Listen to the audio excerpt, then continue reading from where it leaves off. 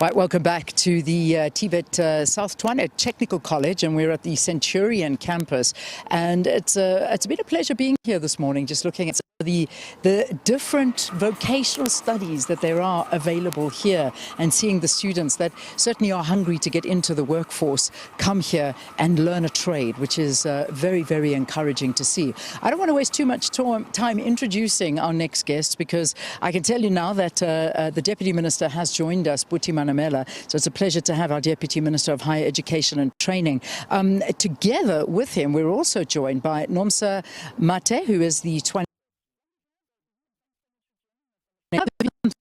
joining us on the program.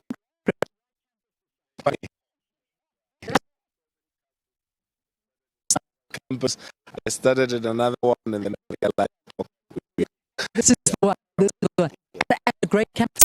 I mean, in terms of obviously being deputy principal here, you've seen the enrolments and how it's looking right now, because I know that this has been a bumper year, and we'll get more from the Deputy Minister. But talk to us about the enrolments and the demand to want to come here. Thank you for having us. The demand is huge. Talking to you, we've received over 50,000, and we can only take about 2,000 at Centurion campus, but we've got 4 campuses: Pretoria West, we've got Odi campus, we've got Atteridgeville, and we've got Centurion. So the total intake for the year, it's plus minus 16,000 a year that we can take, but the demand is very, very. You're getting 50,000 applications, and you know that you can only accept 2,000 here. There are 48,000 matriculants that are now wondering, what do I do? And Deputy Minister, this has been a massive problem, and I know one that you are dealing with, because there's this backlog on the system, there's a huge demand. How are you dealing with this? well, look, I mean, the demand for TVET College education is actually very exciting. I think in the past, would battle to really get students interested and excited about TVET colleges. But secondly, I also need to explain, the issue of applications. So what we've experienced this year, it's been the case even in all the other years, is that, a student will apply at, more than one college.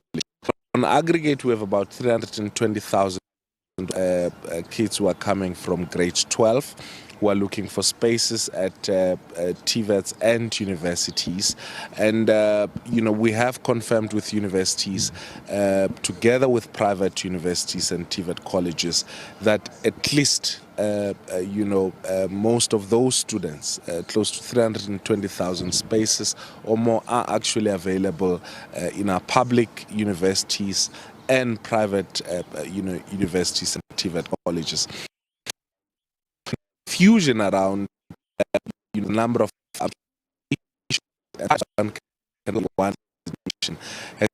this of a crisis.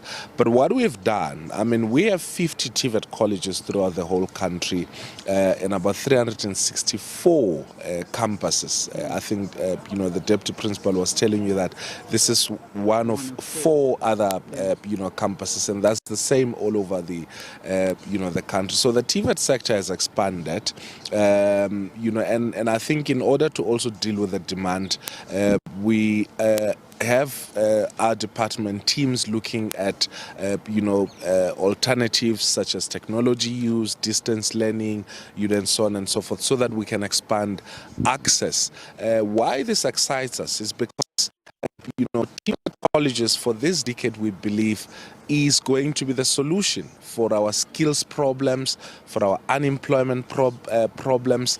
And I think data shows that, the list of occupations in high demands are occupations that training or skills training is or can only be provided for in TVET colleges. And that's why we're investing a lot of resources and time in ensuring that we expand access, we provide even more and dynamic programs, Which is important. Sorry, Deputy Minister, I'm going to interrupt you because we've got very little time, but we remember very clearly, and it was quite an exciting announcement that the Minister last year made, Ngabane saying that 2.6 billion rand was going to be set aside to build 12 more of these TVET colleges around the country. Where are we?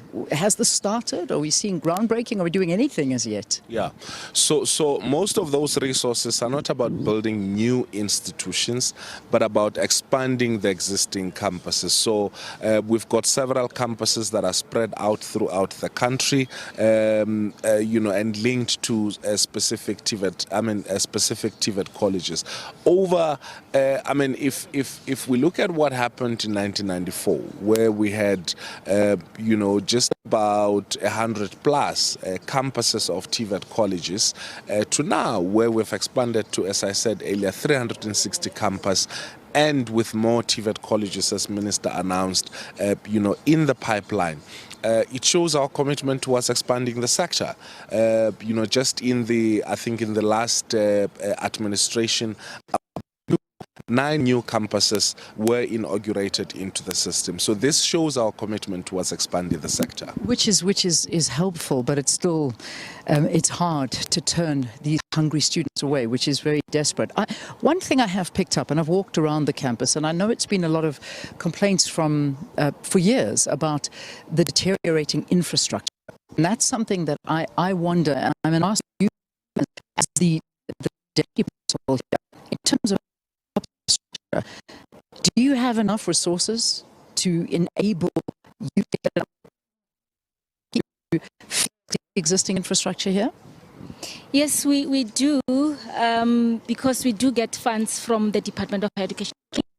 And also beside that, in order for us also to accommodate, we are also venturing into distance learning, because that's the way to go now, because I think COVID taught us one or two things, that learning can be done even when you're at home. So we are venturing more into distance learning. So some of the courses or some of the programs, we are doing it on distance learning. We have a successful distance learning program that we are doing as a college, and we've been doing it now for almost 2 years. And we've seen a good turnaround of that, and also the results are looking very, very good. So distance learning is the way to go in order for us to meet the demand of the learners out there. Deputy Minister, my final question to you, because we've got to wrap, and I also know that the signal here has been a challenge for us this morning. But in terms of that missing middle, it is one of the most crucial elements of a conversation, because that missing middle, we worry about them, and there was an allocation of about 3.8 billion rand, if I'm not mistaken, towards the missing middle. How much of those funds have been distributed, and particularly for those wanting to access these TVET colleges? Yeah. Look, I don't know how many of the students here are supported by NSFAS, but more than 90% over the years of students who go to TVET colleges have been supported by NSFAS. And secondly, I think when the minister ultimately make the statements, I think she will make an announcement in terms of how many students have applied for loans. I think the NSFAS says, packed the figure somewhere around 2,000 or more. But there are also those students who applied for the bursary and do not meet the requirement, who are then automatically kicked into the loan application. So this will be the first year when we properly distribute the loans, and we're hoping that more and more students who do not qualify for the bursary but meet the requirements for the loans will apply and will be granted that loan to go and study. All right. We'll have to leave it there for this morning. Thank you. I'm glad we got an opportunity to speak to you, Deputy Minister, and thank you, Deputy Principal, for hosting us here this morning to get to see some of the things that the students are doing, and also to see the machinery, which, as much as we talk about the infrastructure upkeep, the machinery is modern, it's great, and these are learning new technologies that are needed in this day and age, which is very, very promising. So thanks so much. And a rather uplifting broadcast, as Sakina had said a bit earlier, that we are seeing students coming through these doors. The demand is there, but it's to meet the demand of these hungry, young South African learners that want to go out and find a job with these skills that they learn. We'll have to leave it there for this morning. Absolute pleasure coming to you from the first day of the opening of schools, now the opening of TVET colleges, and of course next week, that's when we see universities starting. So perhaps we'll pop across and see how they're doing as well. Goodbye from me. Indeed. Thank you so much, Leanne, and so informative. Thank you so much, for showing us what is out there. And of course, again, it is the available spaces that is a problem, because so many matriculants coming through the schooling system, unfortunately, not enough spaces to accommodate all of them post-school. So that's a conversation for another day.